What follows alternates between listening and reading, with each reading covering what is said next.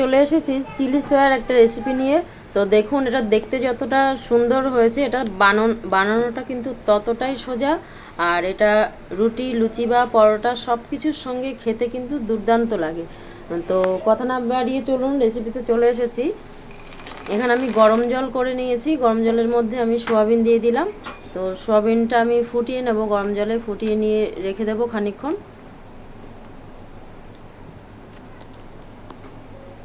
তো গরম জলের মধ্যে আমি দিয়ে দিয়েছি সোয়াবিনটা। দেখুন একটু নাড়াচাড়া করে এটা ফুটে উঠলে আমি নামিয়ে নেব।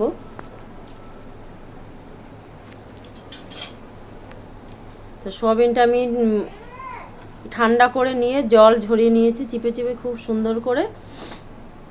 এবার এর মধ্যে আমি কিছু উপকরণ দিয়ে দিচ্ছি। তো প্রথমে আমি লঙ্কার গুঁড়ো দিয়ে দিলাম, এরপর দিয়ে দিচ্ছি আমি হলুদ গুঁড়ো, এরপর এর মধ্যে আমি দিয়ে দিচ্ছি সামান্য গোলমরিচের গুঁড়ো,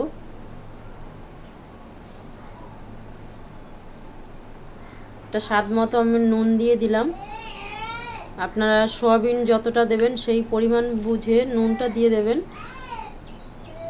তারপর এর মধ্যে আমি দিয়ে দিচ্ছি কর্নফ্লাওয়ার, 2 চামচ মতো কর্নফ্লাওয়ার দিয়ে দেব।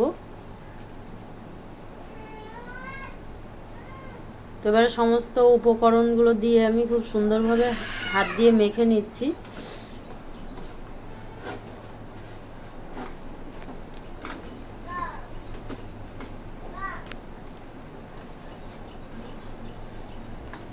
তো দেখুন এইভাবে হাত দিয়ে নাড়াচাড়া দিয়ে খুব ভালো করে সুন্দর করে এটা মেখে নিতে হবে।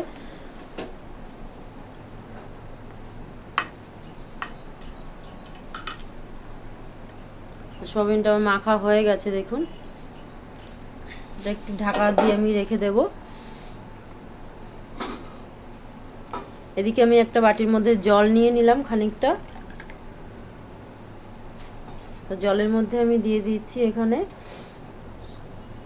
নুন দিয়ে দিলাম খানিকটা, সামান্য পরিমাণে নুন দিয়েছি। তারপর এর মধ্যে আমি দিয়ে দিচ্ছি টমেটো সস, 4 চামচ মতো দিয়ে দিলাম টমেটো সস। তারপর এর মধ্যে দিয়ে দেবো আমি সয়া সস খানিকটা,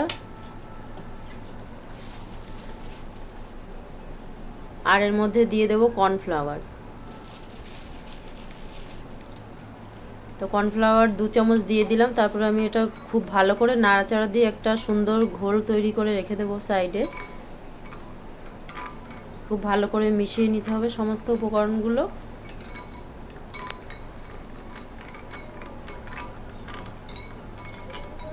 দেখুন এটা সুন্দরভাবে আমি মিশিয়ে নিয়েছি। এটা মেশানো হয়ে গেছে দেখুন। এইভাবে আমি এটা রেখে দেবো। কড়াই বসিয়ে দিয়েছি আমি। রান্নাটা আমি আজকে সাদা তেলেই করছি। তো কড়াই গরম হয়ে গেছে, আমি তেল দিয়ে দিলাম। তো তেলটা গরম যতক্ষণ না হচ্ছে আমি অপেক্ষা করছি। তেলটা গরম হয়ে গেছে। এই তেলের মধ্যে আমি অল্প অল্প করে সোয়াবিনগুলো ফ্রাই করে নেব, সব একসঙ্গে দেব না।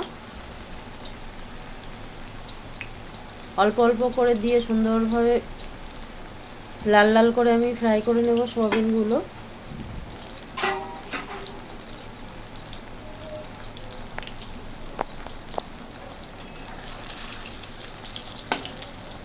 তো দেখুন খুব বেশি সোয়াবিন আমি দিইনি, এখানে অল্প পরিমাণে দিয়ে দিয়েছি।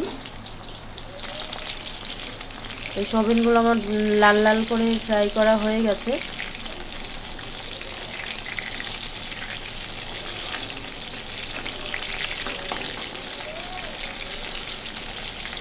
তো দেখুন এইভাবে লাল লাল করে সোয়াবিনগুলো ফ্রাই করে নিতে হবে।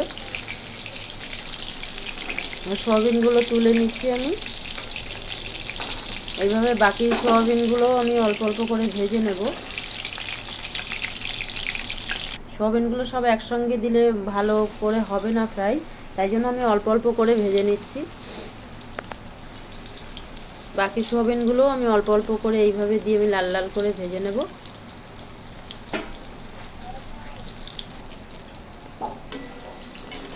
এই সোয়াবিনগুলো আমি লাল লাল করে দেখুন ভেজে নিয়েছি, তুলে নিচ্ছি।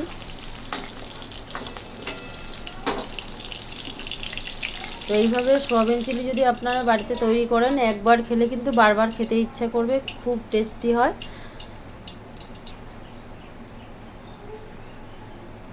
ওই তেলের মধ্যে আমি দিয়ে দিচ্ছি খানিকটা রসুন কুচি,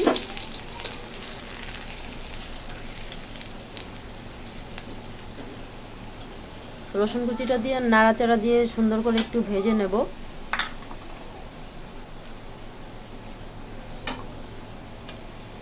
রসুনটা আমার ভাজা হয়ে গেছে। এবার এর মধ্যে আমি এইভাবে পেঁয়াজগুলো ছাড়িয়ে রেখেছিলাম, দেখুন, তো পেঁয়াজগুলো দিয়ে দিলাম। এরপর এর মধ্যে দিয়ে দিচ্ছি আমি ক্যাপসিকাম। পেঁয়াজ আর ক্যাপসিকামটা একসাথে ভেজে নিচ্ছি এর সঙ্গে।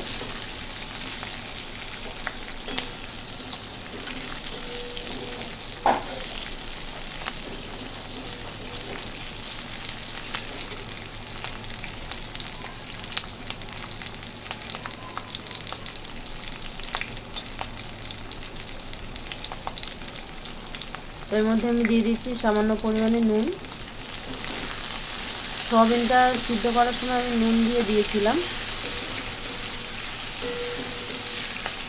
একদম খুব বেশি নুন এখানে লাগবে না আমার, অল্প পরিমাণে নুনটা দিয়ে দিলাম, যতটা পেঁয়াজ এবং ক্যাপসিকামের মধ্যে লাগবে সেই পরিমাণেই নুনটা দিলাম।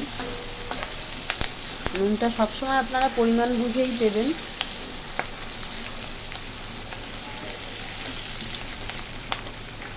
দেখুন ক্যাপসিকাম আর পেঁয়াজটা মোটামুটি ভাজা হয়ে এসেছে। এর মধ্যে আমি হলুদ গুঁড়ো দিয়ে দিলাম সামান্য পরিমাণে।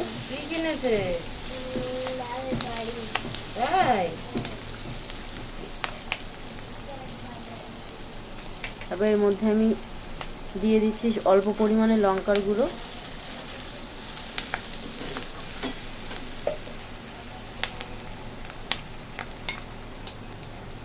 এরপর এর মধ্যে আমি দিয়ে দিচ্ছি রসুন বাটা 1 চামচ, আর দিয়ে দিলাম এখানে আদা বাটা 1 চামচ।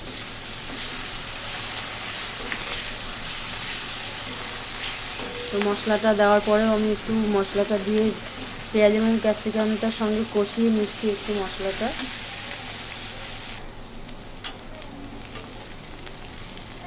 এর মধ্যে আমি দিয়ে দিচ্ছি একটু গোলমরিচের গুঁড়ো দিয়ে দিলাম।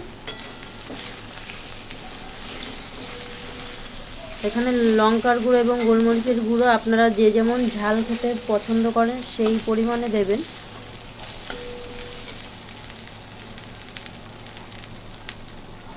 তো মশলাটা দিয়ে দেখুন আমার কষানো হয়ে গেছে। দেখুন মশলা থেকে তেল ছেড়ে দিয়েছে, এটা কষানো হয়ে গেছে। তো এর মধ্যে আমি আগে থেকে যে ঘোলটা বানিয়ে রেখেছিলাম সেটা এর মধ্যে দিয়ে দেবো একটু নাড়া দিয়ে।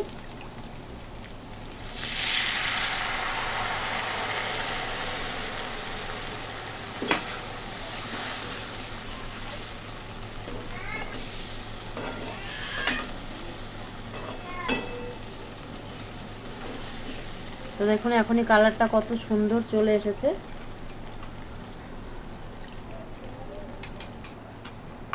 তো পুরো ঘোলটা আমি দিয়ে দিলাম, খানিকটা রেখে দিয়েছিলাম, আমি পুরোটাই দিয়ে দিলাম। তো এটা ফুটে উঠলে আমি আগে থেকে ভেজে রাখা সয়াবিনগুলো দিয়ে দেব।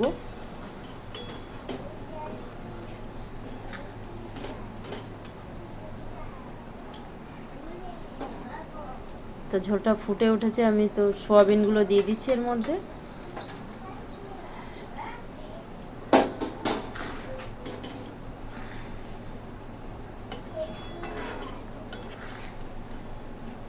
কালারটা কত সুন্দর এসেছে। তো এটা আমার বেশিক্ষণ টাইম লাগবে না, আর এটা মোটামুটি আমার হয়ে এসেছে। দেখুন ঝোলটা কত সুন্দর ফুটছে। এটা কিন্তু নামিয়ে নেওয়ার পরে ঠান্ডা হয়ে গেলে কিন্তু আরও ঝোলটা কমে যাবে, আর একটু শুকনো শুকনো হয়ে যাবে। তো এর মধ্যে আমি একটু লেবুর রস দিয়ে দিচ্ছি।